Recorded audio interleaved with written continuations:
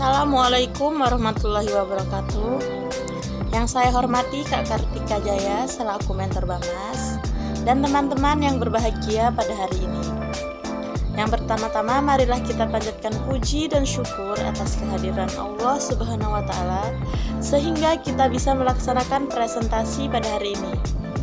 Salawat beserta salam tak lupa juga kita curahkan kepada junjungan kita Nabi besar Muhammad Sallallahu Alaihi Wasallam yang insya Allah kita nantikan syafaatnya di yaumil akhir nanti. Amin amin ya robbal alamin. Sebelumnya izinkanlah saya memperkenalkan kelompok 2, yaitu yang akan menjelaskan pergaulan dalam Islam. Yang pertama ada saya sendiri, yaitu Niawati. Selanjutnya ada rekan saya Fatwa Pradita dan Helga Novika Saputri. Selanjutnya ada Eka Nuruyunita dan Ainun Nur Anissa, dan yang terakhir ada Fatia Fitri Novia. Baik, berikut penjelasan dari kami. Yang pertama saya akan menjelaskan adab pergaulan dalam Islam, yaitu adab bergaul dengan teman sebaya.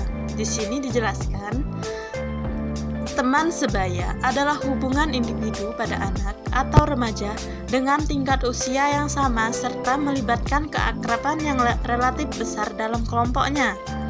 Maksudnya di sini, teman sebaya merupakan hal yang pertama kali memberikan pelajaran hidup kepada kita. Selain itu juga, teman sebaya juga memiliki fungsi, yaitu dapat menjadi sumber pengalaman tentang dunia luar keluarga. Maksudnya di sini, kita bisa menilai bagaimana keluarga mereka sehari-hari, bagaimana kegiatan mereka di dalam keluarganya sehari-hari, bagaimana keharmonisan mereka. Dari situlah kita bisa mencontohnya. Selanjutnya memberikan gambaran tentang kemampuan diri sendiri di dalam sosialisasi, dapat membandingkan mana hal yang baik dan mana hal yang buruk. Maksudnya di sini, kita sebelum melakukan sesuatu, kita bisa menilai manakah hal yang baik, manakah hal yang buruk. Jadi kita tidak akan terjerumus ke dalam hal yang buruk jika kita sudah mengetahuinya. Selanjutnya, dalam sebuah hadis, Rasulullah Shallallahu Alaihi Wasallam bersabda, agama seseorang sesuai dengan agama teman dekatnya. Hendaklah kalian melihat siapakah yang menjadi teman dekatnya. Hadis riwayat Ahmad. Oleh karena itu, hendaklah kita memperhatikan siapa yang menjadi kawan dekat kita. Jika seseorang yang diridhoi Allah dengan akhlaknya, maka kita akan menjadi pribadi yang baik pula. Kita akan diajaknya menjadi pribadi yang baik, menjadi pribadi yang lemah lembut, pribadi yang baik budi pekertinya. Jika kita salah memilih teman, maka kita akan terjerumus ke dalam hal yang negatif, seperti mereka memakai narkoba, maka kita juga akan mengikuti mereka memakai narkoba, ataupun contoh lainnya. Oleh sebab itu, kita harus memilih teman yang benar-benar baik dan mana teman yang memang tidak baik. Agama tidak melarang kita untuk berteman dengan siapapun, tetapi jika memang teman itu yang kita pilih baik, maka silahkan. Tetapi jika memang teman itu tidak baik, kurangi pendekatannya, tetap berteman, tetapi jangan terlalu dekat seperti teman dekat. Selanjutnya ialah teman sebaya yang baik menurut Islam. Di sini ada cerdas. Maksudnya di sini ialah cerdas dalam berpendapat, dalam mengambil risiko apakah baik atau benar. Yang kedua, berakhlak baik. Maksudnya ialah ia memiliki sifat kesopanan, tutur kata yang baik, dan perbuatan yang baik pula. Lalu ketiga ada bukan orang fasik. Maksudnya di sini ialah ia memiliki keimanan yang kuat, tetap beribadah kepada Allah, tidak melupakan Allah Subhanahu wa taala. Selanjutnya ada zuhud terhadap dunia, yaitu selalu ingat kepada Allah, tidak melupakan Allah, bahwa dia hidup berasal dari Allah dan akan kembali kepadanya pula. Selanjutnya teman yang suka menasehati dalam kebaikan, seperti mengingatkan sholat, mengingatkan perbuatan baik, tidak menjerumuskan kita ke dalam hal negatif. Baik, slide selanjutnya akan dijelaskan oleh teman saya. Baik, yang kedua ada bergaul dengan teman sebaya. Di sini yang pertama ada saling menghormati dan toleransi. Toleransi sendiri merupakan sikap manusia untuk saling menghormati dan menghargai perbedaan. Dan setiap manusia memiliki sifat yang berbeda-beda, karena perbedaan itulah mereka harus memiliki sikap saling menghormati dan saling mentoleransi. Salah satu contohnya seperti toleransi antar umat beragama, yaitu seperti tidak memaksakan agama yang dianut ke seseorang yang berbeda keyakinan, menghargai dan menghormati agama yang dianut oleh orang lain, tidak mengganggu ibadah dan jalani kegiatan keagamaan orang lain, serta tidak merusak tempat ibadah dan mengganggu ketenangan agama lain. Seperti contohnya dalam Quran surat Al-Kafirun ayat 6 yang artinya untukmu agamamu dan untuk pula agamamu. Yang selanjutnya ada tolong-menolong dalam kebaikan. Di sini batasan tolong-menolong dilarang dalam Al-Quran, Quran surat Al-Maidah ayat 2, yaitu artinya, dan tolong-menolonglah kamu dalam mengerjakan kebaikan dan takwa, dan jangan tolong-menolong dalam berbuat dosa dan melanggar. Jika menurut kita teman kita itu baik, benar perbuatannya, maka kita harus saling tolong-menolong. Namun jika misal perbuatan teman kita itu kita anggap tidak baik, maka kita jangan menolongnya. Harusnya kita menasihati agar dia tidak terjerumus ke dalam perbuatan yang tidak diinginkan. Contoh tolong menolong dalam berbuat kebaikan, misal membantu teman dalam mempromosikan barang dagangannya, membantu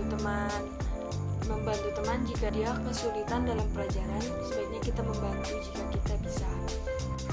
Di sini ada lagi contoh tolong menolong dalam berbuat keburukan atau yang melanggar dalam agama kita.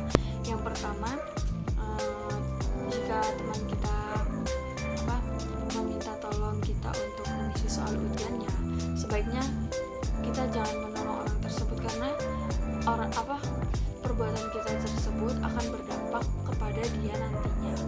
Kalau mau, kita mengajarkan kepada dia agar dia mengerti pelajaran tersebut, tapi bukan memberi contekan. Terus menolong dalam keburukan, misal contoh kecilnya seperti memaling buah tempat tetangga, itu contoh dalam keburukan, itu jangan dibantu ya teman-teman.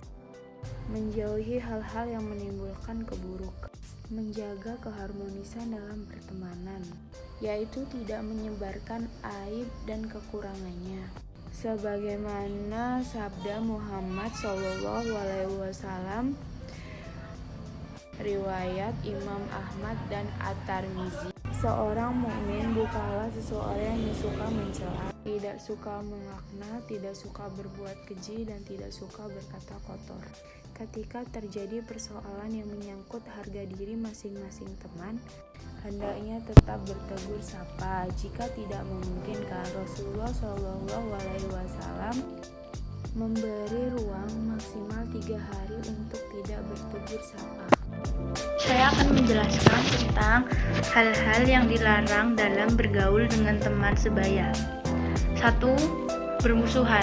Bermusuhan adalah sifat saling menyakiti satu sama lain.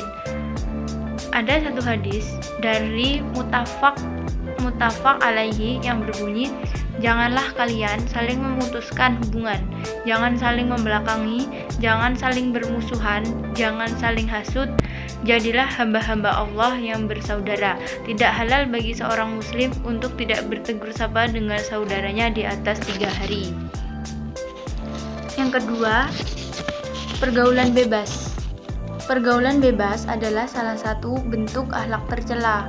Kata lain berarti melewati norma-norma yang ada, baik agama maupun sosial, seperti yang dijelaskan dalam Quran surat Al-Isra ayat 23 yang artinya, janganlah kau mendekati zina, sesungguhnya zina adalah suatu perbuatan yang keji dan suatu jalan yang buruk.